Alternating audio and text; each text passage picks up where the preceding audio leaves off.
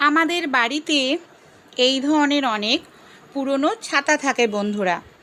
দেখবেন অনেক সময় কি হয়, ছাতার ভেতরে থাকা যে শিক থাকে ভেঙে যায়, খুলে যায়।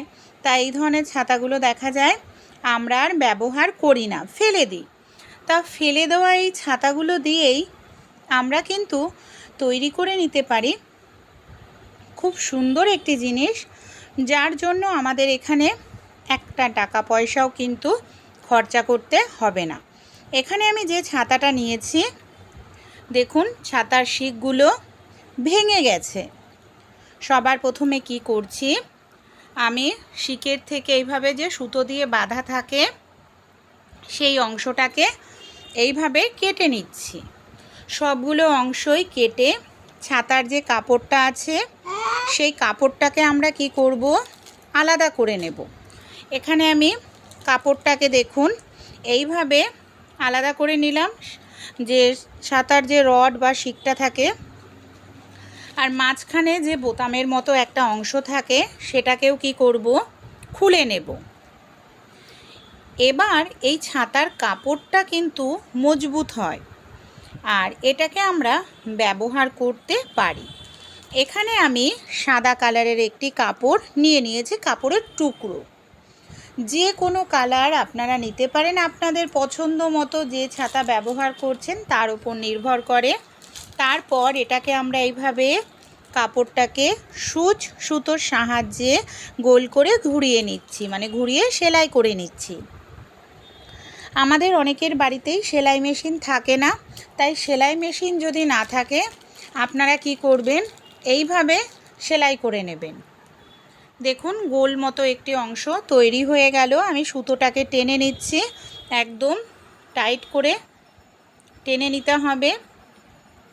তারপর আবারও আমরা এটাকে একটু সেলাই করে নেব, তাহলে কি হবে, সহজে কিন্তু এটা আর খুলবে না। তাই এটাকে আবারও আমি একটু ভালো করে এইভাবে সেলাই করে নিচ্ছি। এটাকে আমরা কোথায় কি কাজে আর কিভাবে ব্যবহার করব চলুন তাহলে দেখে নিই। এই যে ছাতার যেখানে বোতামের মতো অংশটা ছিল মাঝখানটায়, সেই জায়গাটা ওপরের দিকটায় আমি এটাকে এইভাবে লাগিয়ে নিচ্ছি। এটাকে আমরা একদম ওপরের দিকে সুতোর সাহায্যে ভালো করে একটু লাগিয়ে নেব।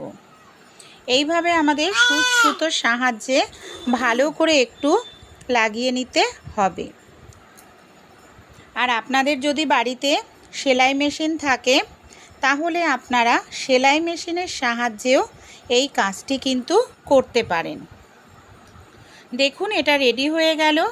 এবার এই যে চার সাইড রয়েছে সামান্য একটু মুড়িয়ে নেব, মুড়িয়ে এটাকে আমি সেলাই করে নেব। এখানে আমাদের শুধু একটু কিন্তু খাটনি করতে হবে, তাহলেই একটি দারুণ জিনিস তৈরি হয়ে যাবে। এই দেখুন আমি পুরোটা কিন্তু এইভাবে সেলাই করে নিয়েছি। এবার দেখাচ্ছি আমি কিছুটা জায়গা গ্যাপ রেখেছি। আর এখানে আমি নিয়ে নিয়েছি দড়ি, একটি সেফটি পিন পরিয়ে নিচ্ছি। এবার যে জায়গাটা গ্যাপ রেখেছি সেই জায়গাটা দিয়ে আমি দড়িটাকে এইভাবে পরিয়ে নেব। পুরোটা দড়ি আমি পরিয়ে নিয়েছি। এবার আমি সেফটি পিনটাকে খুলে নিলাম। চলুন কী কাজে এটাকে ব্যবহার করি দেখে নিই। আমাদের বাড়িতে যেই ধরনের পাখাগুলো থাকে বন্ধুরা, দেখবেন আমরা কি করি, খোলা রেখে দিই। আর এইভাবে খোলা রাখলে দেখবেন সব সময় তো পাখা চালানো হয় না, ধুলো ময়লা লাগে, যার কারণে আমাদের পাখাগুলো কিন্তু নোংরা হয়ে যায়। আবার আমাদের এগুলোকে পরিষ্কার করতে লাগে। এখানে যে কভারটা আমি তৈরি করে নিলাম, কি করব দেখুন, আমাদের একটা টাকা পয়সাও খরচা করতে হলো না। এই কভারটাকে আমরা এইভাবে পরিয়ে নেব। পরিয়ে নেওয়ার পর এই দেখুন মাঝখানটায় যেটা আমি ফুলটা রেখেছিলাম এটাকে আমি এইভাবে মাঝখানে রাখছি। তারপর আমি দেখাচ্ছি এটাকে আমরা কিভাবে আটকাবো। এই যে দড়িটা ধরে আমরা এটাকে এইভাবে টানব। দড়িটা ধরে এইভাবে টানলেই গুটিয়ে আসবে। তারপর এটাকে যদি আমরা এইভাবে টাইট করে ধরে বেঁধে দিই, দেখুন কত সুন্দরভাবে এটা একটি কভার তৈরি হয়ে গেল। পুরোটা পাখাই আমাদের ঢাকা থাকবে। আর এইভাবে রাখলে পাখা কোনোভাবেই আমাদের কিন্তু নোংরা হবে না। আর দেখতেও দেখুন কতটা সুন্দর লাগছে। তাই আপনাদের বাড়িতেও যদি এই ধরনের পাখা থাকে, কোনো রকম কভার না থাকে, ধুলো ময়লা পড়ে যদি নোংরা হয়ে যায়, তাই পুরনো ছাতা থাকলে ফেলে না দিয়ে ছাতার কাপড় এইভাবে আপনারা টাকা পয়সা ছাড়াই কভার তৈরি করে নিতে পারেন। আইডিয়াটি ভালো লাগলে ট্রাই করে অবশ্যই দেখবেন। আইডিয়াটি যদি ভালো লেগে থাকে অবশ্যই কিন্তু আপনারাও বাড়িতে তৈরি করে দেখতে পারেন।